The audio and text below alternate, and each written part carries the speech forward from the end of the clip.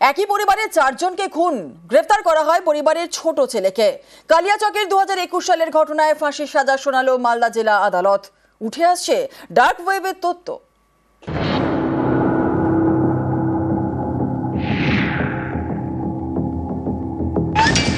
বাবাকে খুন, মাকে খুন, দিদিকে খুন, ঠাকুমাকেও খুন, গ্রেফতার পরিবারের ছোট ছেলে।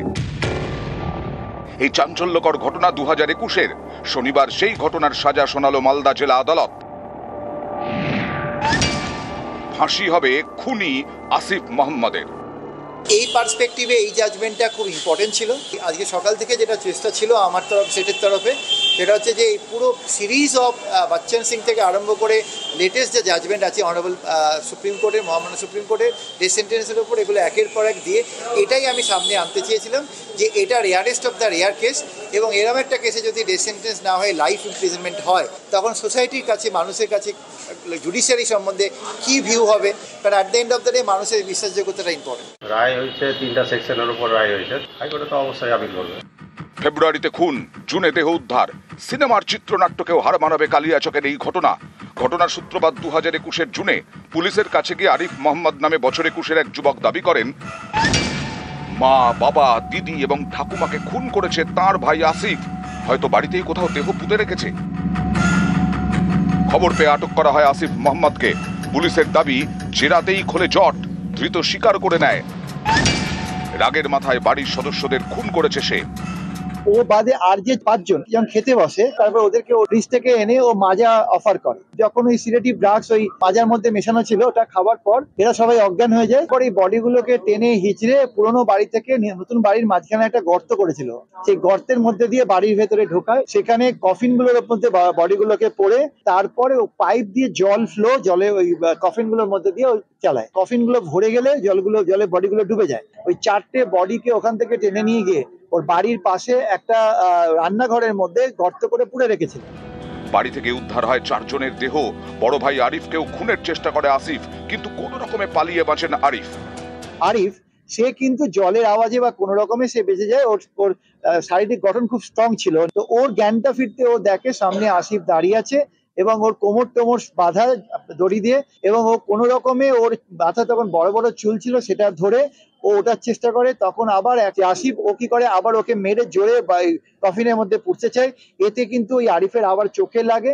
তারপর যখন পুরো ঘটনাটা জানে, যে আরিফকে ভয় দেখায় যে পুরো বাড়িটা সেন্সর লাগানো আছে, আমি তোমাকে ফলো করছি, তোমার গার্লফ্রেন্ডের ছবি আমি আপলোড করে দেবো, এইসব ভয় দেখিয়ে ওকে ওখান থেকে ভাগিয়ে দেয়। 2021-এ বয়স মাত্র 19 বছর। সেই বয়সে 4টে খুন, সবাই তার প্রিয়জন। কেন এমন করলো আসিফ? তদন্তে উঠে আসে ডার্ক ওয়েবের তত্ত্ব। এই ছেলেটি ইন্টারনেটে এবং ডার্ক ওয়েবে বিভিন্ন ইনস্ট্রুমেন্ট নিয়ে সারাদিন পড়ে থাকতো। 5 ফুট নিচ থেকে বডি পাওয়া যায় এক এক করে, এবং বডিগুলো কিছুটা পরিমাণে মামিফাইড হয়ে গেছিল। কিন্তু বডিগুলো থেকে অদ্ভুত জিনিস যেটা বেরিয়ে আসে, মামিফাইড বডি হলে তার ইনজুরি রিটেন করে। এবং এখানে দেখা গেছে যে ও বাবা মা সবাইকে নৃশংসভাবে খুন করে তারপরে কিন্তু ওখানে ডুবিয়েছে, যেটা আমরা আমাদের ওই অটোপসি সার্জন বা ডাক্তারের PW5 এর রিপোর্টে আমরা পেয়েছি। মোটিভটা ছিল ও সমস্ত টাকা পয়সা বাবার থেকে নিয়ে নিয়েছিল, এটা বলে যে নাসার একটা বড় প্রজেক্ট করছে, সফটওয়্যার বানাবে, অনেক টাকা রোজগার করবে, তখন বাড়ির লোকদের ও ইকোনমিক্যালি দেখবে। ওই জন্য বাবার একটা ডাম্পার ছিল, সেটা বিক্রি করায়, বাবার ঘর বাড়ি নিজের নামে ট্রান্সফার করে, বাবার থেকে 23 লক্ষ টাকা ক্যাশে নেয়।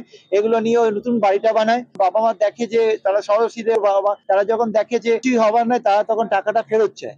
তখন থেকে ঝামেলাটা স্টার্ট হয়, এবং এরপর থেকে ও ভাবতে শুরু করে। এবং যখন ও আরিফকে মারছে, তখন মুখ থেকে এই কথাটা বলে যে আমি চাই তোমাদের সবাইকে পৃথিবী থেকে সরিয়ে দেবো, আমি একা থাকতে চাই, আমি টাকা পয়সা ফেরত দেবো না। তো টাকা এবং সম্পত্তি একটা ওয়ান অফ দ্য মোটিভ আমাদের মামলায় উঠে। টাকার জন্যই খুন, তারপর থেকে জেলে মৃত্যুদণ্ড দিয়েছে আদালত। তারপরেও নির্লিপ্ত আসিফ মোহাম্মদ। কোনো বদল দেখেননি? না, বদল কিছু নাই, কোনো বদল নাই। তো হাকিম স্যার বললো যে তোমার যদি কোনো কিছু করার ইচ্ছা থাকে তো বলো, যদি তোমার অন্য কিছু ইচ্ছা থাকে। না, ও কিছু বললো না। যখন নিজের মা বাপকে চিনি নিত, কাকে চিনব? আপনারা কি তাহলে রায়ে খুশি? হ্যাঁ। নিউজ 18 বাংলা।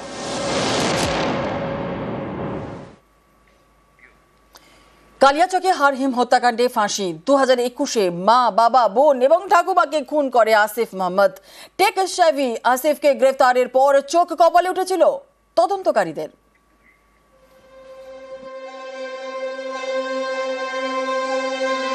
বাড়ির ছাদে সিসি ক্যামেরা, বাড়ির ভিতরে সুড়ঙ্গ, দোতলা বাড়িতে শুধুমাত্র দরজা, কোনো জানালা নেই। বাড়ির ভিতর ছড়িয়ে ছিটিয়ে একাধিক ল্যাপটপ। সেই ল্যাপটপের পর্দায় ভেসে উঠেছিল একের পর এক চাঞ্চল্যকর তথ্য। মালদার কালিয়াচকের এই বাড়িতে ঢুকে তদন্তকারীদের চোখ কপালে। যাবতীয় রহস্যের কেন্দ্রে বাড়ির ছোট ছেলে আসিফ মোহাম্মদ। সে সময় পুলিশ জানিয়েছিল আসিফের গতিবিধি নিয়ে নাকি আগেই সন্দেহ জেগেছিল স্থানীয় বাসিন্দাদের মনে।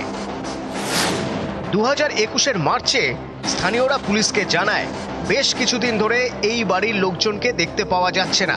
আসিফের আচরণও কেমন সন্দেহজনক। এখানে ওখানে একটা আছে, ওই শিল্পট আছে, ওখানেই বসে থাকতো। কারোর সাথে গ্রামের কোনো ছেলের সাথে মিশতো না। ও বাড়ি বাইরে লোককে বলে দিয়েছিল যে ওই পুরো ফ্যামিলি যেটা আছে চলে গেছে ক্যালকাটা। সে সময় পুলিশকে আসিফ জানিয়েছিল সে স্কুলের গণ্ডি পার করেনি, কিন্তু টেকনোলজিতে প্রবল আগ্রহ, অ্যাপ তৈরির জন্য গবেষণাও করছে। পুলিশ সূত্রে দাবি আসিফের বাড়ি থেকে একাধিক ল্যাপটপ উদ্ধার হয়েছে, তাতে মিলেছে ডার্ক ওয়েব যোগ। ল্যাপটপের সার্চ হিস্ট্রি বলছে ডার্ক ওয়েব নিয়ে পড়াশোনা করতেও আসিফের ল্যাপটপে এমন একাধিক ওয়েবসাইটের অ্যাড্রেস মিলেছে যা সাবস্ক্রিপশন বিটকয়েন দিয়ে করতে হয়। ল্যাপটপে বেশ কিছু ভিডিও মিলেছে যাতে নৃশংস হত্যার দৃশ্যও রয়েছে। নিউজ 18 বাংলা। এছেন খবর দিনভর আপনাদের সঙ্গে রয়েছে আমি জুনেলা। বীরভূমে কোর কমিটিতে আস্থা তৃণমূলের। শুক্রবারই সরিয়ে দেওয়া হয় জেলা সভাপতির পদ, আর জেলা সভাপতি নন অনুব্রত মণ্ডল। 26-এর ভোটের আগে নেতৃত্বে বড় রদবদল তৃণমূলের, একজোট হয়ে লড়াইয়ের বার্তা। রবিবারই বীরভূমে কোর কমিটির ডাকলেন তৃণমূলের জেলা চেয়ারম্যান।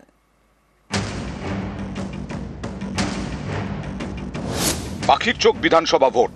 26-এর ভোটের আগে সংগঠনে রদবদল করেছে তৃণমূল। এর মধ্যে নজর কেড়েছে বীরভূম। এই জেলায় কোর কমিটির ওপরেই আস্থা রেখেছে তৃণমূল। বীরভূমের তৃণমূল মানেই ছিল জেলা সভাপতি অনুব্রত মণ্ডল। সেই পদটাই উঠিয়ে দিয়েছে ঘাসফুলের শীর্ষ নেতৃত্ব। এবার এসেছেন চেয়ারম্যান। বীরভূম জেলা তৃণমূলের চেয়ারম্যান আশিস বন্দ্যোপাধ্যায়, যিনি রামপুরহাটের বিধায়ক। এছাড়া রয়েছে 9 সদস্যের কোর কমিটি। অভিজিৎ সিনহা, অনুব্রত মণ্ডল, আশিস বন্দ্যোপাধ্যায়, বিকাশ রায়চৌধুরী, চন্দ্রনাথ সিনহা, কাজল শেখ, সুদীপ্ত ঘোষ এবং বীরভূম জেলার 2 সাংসদ শতাব্দী রায় ও অসিত মাল। শুক্রবার নতুন সাংগঠনিক তালিকা প্রকাশ করেছে তৃণমূল, আর রবিবারই বৈঠক ডেকেছে বীরভূমে তৃণমূলের কোর কমিটি। কোর কমিটির বৈঠক আগামীকাল ডাকা হয়েছে বেলা 11:30টার সময় বোলপুর পার্টি অফিসে, এবং কোর কমিটির মিটিংয়ে সিদ্ধান্ত নিয়েই দল পরিচালিত হবে, যা নির্দেশ দিয়েছেন মমতা বন্দ্যোপাধ্যায় এবং অভিষেক বন্দ্যোপাধ্যায়। স্বাভাবিকই সেই মতো করে দল চলবে। কোর কমিটি যারা সদস্য তারা সবাই থাকবে, নিশ্চয়ই থাকার কথা। 2022-এ অনুব্রত মণ্ডলকে গ্রেফতার করে কেন্দ্রীয় এজেন্সি। জেলা সভাপতি জেলে যেতেই বীরভূমে দল চালাতে কোর কমিটি তৈরি করে তৃণমূলের শীর্ষ নেতৃত্ব। এরপর গত বছরের সেপ্টেম্বরে অনুব্রত মণ্ডলের জেল মুক্তি হয়। অনুব্রত মণ্ডল বীরভূমে ফেরার পর তাকে জেলার কোর কমিটিতে যুক্ত করা হয়। গত 16ই নভেম্বর সেই কোর কমিটির বৈঠকে যোগও দেন অনুব্রত। এর 1 মাস পরে 16ই ডিসেম্বর ফের বৈঠক করে তৃণমূলের বীরভূমের কোর কমিটি। তৃণমূলের একাংশের মতে কোর কমিটির বৈঠক হলেও নেতাদের মধ্যে ঠান্ডা লড়াই অনেকেই টের পেয়েছেন, যার জেরে 5 মাসে বীরভূমে তৃণমূলের কোর কমিটির কোনো বৈঠকই হয়নি, অর্থাৎ মুখোমুখি হননি কেষ্ট কাজল। এর আগে বিজয়া দশমীর একাধিক অনুষ্ঠানে এক মঞ্চে দেখা যায়নি দুজনকে। মঞ্চে যখন অনুব্রত মণ্ডল, তখন সেখানে নেই কাজল শেখ। এর উল্টো ছবিও দেখা গেছে, মঞ্চে কাজল কিন্তু কেষ্টর চেয়ার ফাঁকা। এই প্রেক্ষাপটে শুক্রবার তৃণমূলের সংগঠনে রদবদল। জেলা সভাপতি পাশাপাশি সরিয়ে দেওয়া হয়েছে কোর কমিটির আহ্বায়কের পদ। এতদিন সেই পদে ছিলেন অনুব্রত ঘনিষ্ঠ বলে পরিচিত বিকাশ রায়চৌধুরী। ঘাসফুলের শীর্ষ নেতৃত্ব বুঝিয়ে দিয়েছে সামনে 26-এর ভোট। এই সময় বীরভূমে কোনো দ্বন্দ্ব দেখতে চায় না দল। সবাইকে একজোট হয়ে কাজ করার বার্তা দিয়েছে নেতৃত্ব। বীরভূম জেলায় কোনো ব্লকে অশান্তি চলছে, কেন চলছে, কী জন্য চলছে, সেগুলো কোর কমিটি মিটিংয়ে আলোচনা হওয়া বাঞ্ছনীয় ছিল। সেগুলো আলোচনা হচ্ছিল না, যার জন্য বারবার আমি প্রতিবাদ করেছি এবং রাজ্য নেতৃত্বকে বিষয়গুলো আমি জানিয়েছি। কালকের মিটিংয়ে আমি আওয়াজ তুলব, প্রত্যেক মাসে অন্ততপক্ষে 2 বার করে যেন কোর কমিটি মিটিং হয় এবং কোর কমিটি মিটিংয়ে আলোচনা হওয়ার পরেই যেন বীরভূম জেলার দলীয় কর্মসূচিগুলো হয়। শীর্ষ নেতৃত্ব আরও গতি, আরও ভালো ফল, আরও সুন্দর করে এগোনোর জন্য কিছু পদক্ষেপ নিয়েছেন।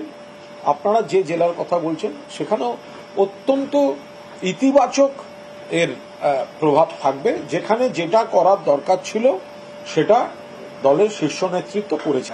যেটা হয়েছে সেটা অত্যন্ত সময়োপযোগী, বাস্তবমুখী। নিউজ 18 বাংলা।